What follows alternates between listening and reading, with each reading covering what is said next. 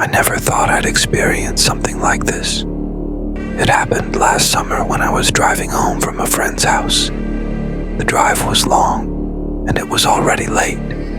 The highway was almost empty, just me and a few cars scattered here and there. It started with a weird feeling, like someone was watching me. I shrugged it off as tiredness, but then I noticed a car behind me. Its headlights were so bright, almost blinding. It followed me closely, making me uneasy. I sped up, hoping to lose it, but it stayed right behind. After a while, I couldn't take it anymore. I decided to pull over at a rest stop to let it pass. The car drove by slowly, and I got a good look at it. It was an old, beat-up sedan with tinted windows. I couldn't see the driver, but I felt their eyes on me. I waited a few minutes, then got back on the highway. I felt relieved when I didn't see the car anymore, but that relief didn't last long. After a few miles, there it was again, right behind me. I started to panic. Why was this car following me? I took an exit at random, hoping to lose it. The road was dark and deserted, and I could barely see anything. The car followed. I was really scared now. My heart was racing and my hands were shaking. I had no idea what to do. I decided to call my friend. As I reached for my phone, I heard a loud bang. My car shook, and I struggled to keep control. I looked in the mirror and saw the car had rammed into me.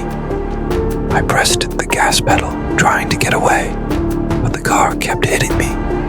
I saw a sign for a small town up ahead. I took the exit and sped towards it, hoping to find help. The car was still behind me, but I was determined to get away. I saw a gas station with lights on and pulled in, hoping the presence of other people would scare them off.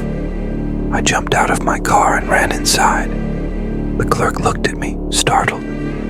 I quickly explained what was happening, and he called the police. We both watched as the car drove by slowly, then sped off into the night. The clerk offered me a seat and a glass of water. As I sat down, I noticed something odd. My rear-view mirror had a deep scratch on it, like someone had clawed at it. I shivered, thinking about how it could have happened. The police arrived a few minutes later. They took my statement and said they'd look into it. I waited at the gas station until I felt safe enough to continue my journey. As I walked back to my car, I noticed something strange. There were scratch marks along the side of my car, like claws had raked across the metal. My heart pounded as I got in and locked the doors. The drive home was tense. I kept checking my mirrors, half expecting to see those headlights again. Then, just as I was starting to relax, I saw it. A shadowy figure appeared in my rear-view mirror, sitting in the back seat. I turned around, but there was no one there. My breath caught in my throat. I faced forward, gripping the wheel tightly. My eyes darted back to the mirror. The figure was still there, its eyes glowing a sinister red. I couldn't see its face clearly, but I could feel its malevolent gaze. I tried to keep my eyes on the road, but fear was taking over. The figure leaned forward, and I felt a cold breath on my neck. I swerved, barely avoiding an accident. The figure disappeared from the mirror, but I knew it was still there, somewhere. Finally, I reached home. I bolted out of the car and ran inside, locking the door behind me. I called the police again, telling them about the figure. They said they'd send a patrol car to check the area. I didn't sleep that night. Every noise made me jump.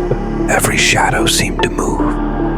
When the sun finally rose, I felt a small sense of relief. I went outside to check my car, hoping it was all just a bad dream. But the scratches were still there. And on the back seat, I found a piece of paper. It had a single word written on it. Soon. I moved out of that town shortly after.